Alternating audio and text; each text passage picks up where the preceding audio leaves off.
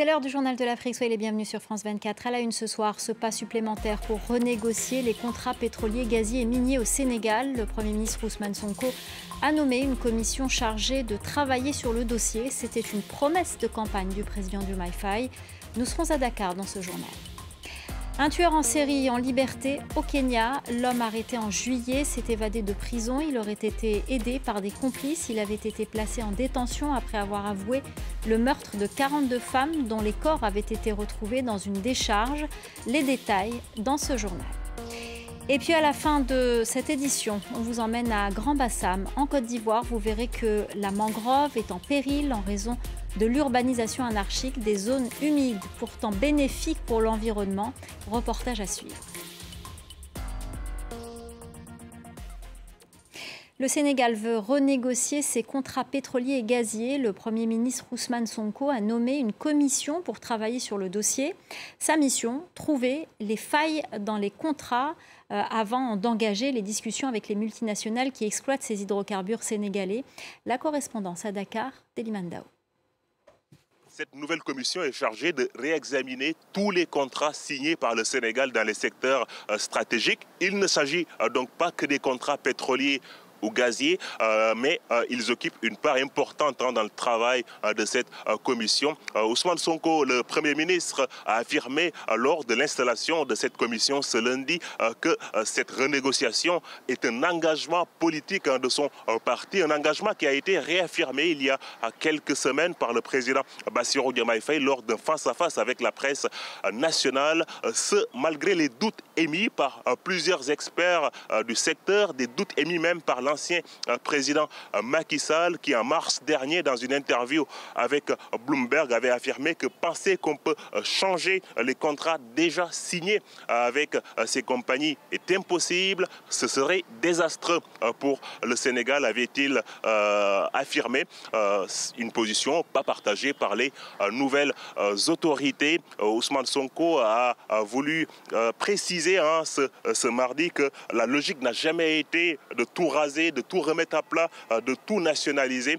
Le travail consistant, selon lui, dans un premier temps, à une réflexion scientifique sur les aspects juridiques avant d'entreprendre les actions qui permettront au Sénégal de gagner beaucoup plus dans ces contrats qui le lient avec ces multinationales. Et puis cette information en provenance de République démocratique du Congo, au moins 20 personnes sont mortes dans le naufrage d'une embarcation en bois motorisée surchargée. Le drame s'est déroulé dans la nuit de samedi à dimanche sur la rivière Lukeni, dans le territoire de Koutou, dans le sud-ouest du pays.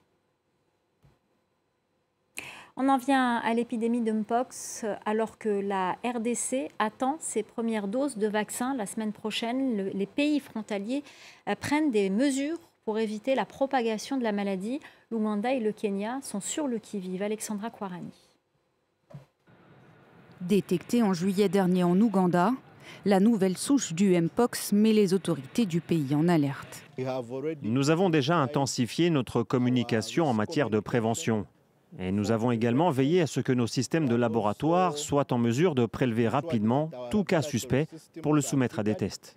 Pour mieux détecter le virus, des contrôles sont aussi mis en place aux frontières, comme ici, au Kenya voisin. Tous les voyageurs en provenance du Rwanda, du Burundi, du Sud-Soudan et de l'Ouganda qui traversent l'Ouganda doivent passer par notre bureau de contrôle. Nous disposons d'un scanner thermique capable de mesurer la température du voyageur. Les personnes issues des pays touchés par le virus qui présentent de la fièvre sont placées à l'isolement. Des mesures qui visent à limiter la propagation du virus. Mais pour l'éradiquer, il faut surtout vacciner, comme l'a recommandé l'Organisation mondiale de la santé. Mais pour cela, encore faut-il avoir les précieux sérums. Plusieurs pays, dont le Japon, la Belgique et les États-Unis, se sont engagés à livrer prochainement des doses. Et le Centre de contrôle de prévention des maladies en Afrique s'est engagé, lui, à fournir 10 millions de doses de vaccins d'ici à 2025. Nous prévoyons de coordonner les achats groupés de vaccins Mpox pour les pays africains afin de négocier de meilleurs prix et d'assurer une distribution équitable, en particulier dans les zones les plus touchées ou vulnérables. Selon l'Africa CDC, les premières vaccinations pourraient être faites d'ici quelques jours. Et puis sachez que 28 cas de Mpox, dont un décès, ont été recensés en Côte d'Ivoire, selon l'Institut national de l'hygiène publique. Au Kenya, le présumé tueur en série, Colin Jumaisi Kulusha, arrêté en juillet dernier, s'est évadé. Il avait avoué les meurtres de 42 femmes dont les corps démembrés avaient été découverts dans une décharge de Nairobi. Le point avec notre correspondant Bastien Renouille. Il était 5 h ce mardi lorsque 2 policiers sont entrés dans la cellule dans laquelle devaient dormir 13 hommes pour leur apporter leur petit déjeuner. Parmi ces 13 hommes, 12 Érythréens qui vivaient illégalement au Kenya et un tueur en série présumé, Collins Kalusha. Ces 13 hommes se seraient évadés en créant un trou dans les barbelés qui entourent la cour de la station de police de Gigiri, l'un des quartiers de Nairobi, selon les premiers éléments de l'enquête. Alors une immense chasse à l'homme a été lancée pour tenter de les retrouver, principalement d'ailleurs Collins Kalusha. Mais voilà, l'homme pourrait avoir du soutien au sein même de la police, selon l'inspecteur général de la police, qui a affirmé que 8 policiers ont été mis aux arrêts le temps qu'une enquête soit diligentée pour établir s'il avait eu de l'aide pour s'échapper de la station de police. Collins Kalusha devait être déféré devant la justice ce vendredi pour dire s'il plaidait coupable ou non coupable dans l'affaire dont on l'accuse. Il aurait tué, selon la justice kenyane, 42 femmes avant de les démembrer puis de les jeter dans une décharge de Nairobi sur une période de 2 ans. Une affaire qui a fait grand bruit quand elle a éclaté au mois de juillet dernier, quand les corps ont commencé à être découverts dans cette décharge. L'homme avait dans un premier temps avoué 42 meurtres devant les policiers avant de se rétracter, affirmant que la police l'avait torturé pour lui soutirer ses aveux. En Côte d'Ivoire, 2 cadres de l'ancien Premier ministre Guillaume Soro, ex-porte-parole de la rébellion, en exil depuis 2019, sont accusés respectivement de diffusion de fausses informations et de maintien illégal d'un parti politique, des accusations qui ont suscité des réactions au sein de l'opposition et sur les réseaux sociaux. Ces arrestations interviennent à environ 14 mois de l'élection présidentielle prévue fin 2025. La correspondance de Makamara et Damien Kofi. 2 ans de prison ferme pour diffusion de fausses informations et troubles à l'ordre public pour Mamadou Traoré, membre de la commission d'orientation et de coordination du GPS, le parti politique de l'ancien Premier ministre Guillaume Soro. Mamadou Traoré avait publié sur Facebook un post sur l'origine présumée des véhicules militaires qui ont défilé lors de la fête de l'indépendance de la Côte d'Ivoire le 7 août dernier. Un autre cadre du parti, Kando Soumaoro, est en attente de son jugement. Il est accusé de, je cite, maintien illégal d'un parti politique. Il avait participé au nom de GPS à la réunion de l'opposition le 9 août au siège du Parti démocratique de Côte d'Ivoire qui avait donné lieu à une déclaration commune. En 2021, la justice avait, il est vrai, ordonné la dissolution du parti de Guillaume Soro, mais selon les avocats de l'ancien président de l'Assemblée nationale, un pouvoir en cassation étant en cours, le mouvement n'est juridiquement pas dissous. En mars dernier, Guillaume Soro avait eu un échange téléphonique avec le président Alassane Ouattara, ce qui avait laissé croire à un début de réconciliation entre les 2 hommes. On vous parle ce soir des conséquences de l'urbanisation sur l'environnement et on reste en Côte d'Ivoire où les zones humides comme les mangroves ont été mises en péril par les constructions anarchiques. Aujourd'hui, ces espaces essentiels pour l'environnement continuent d'être menacés. Reportage de Julia Guggenheim et Damien Kofi.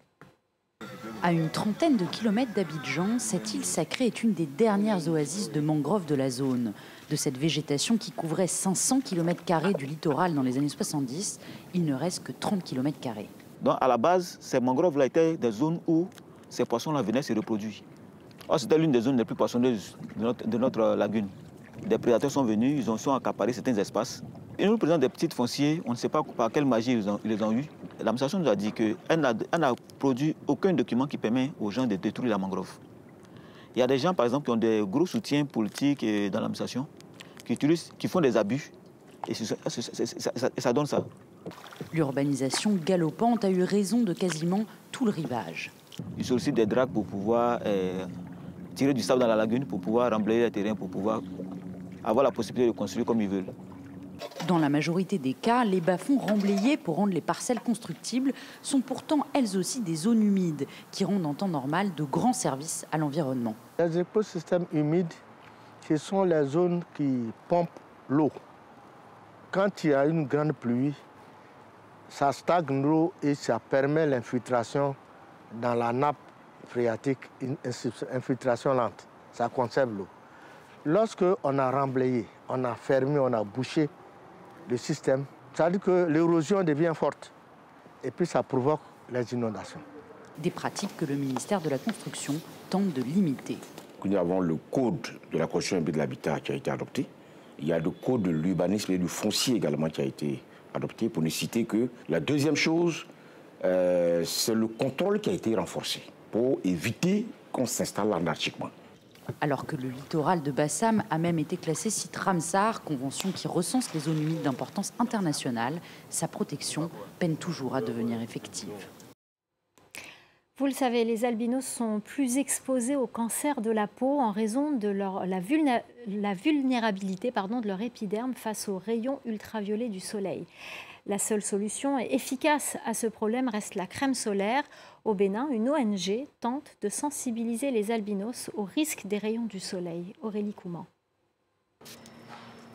Comme chaque après-midi dans sa cour de Cotonou, Karine Kiki applique de la crème solaire sur ses filles et n'oublie aucun recoin. C'est la seule condition pour que ses jumelles, souffrant d'albinisme, puissent jouer à l'extérieur.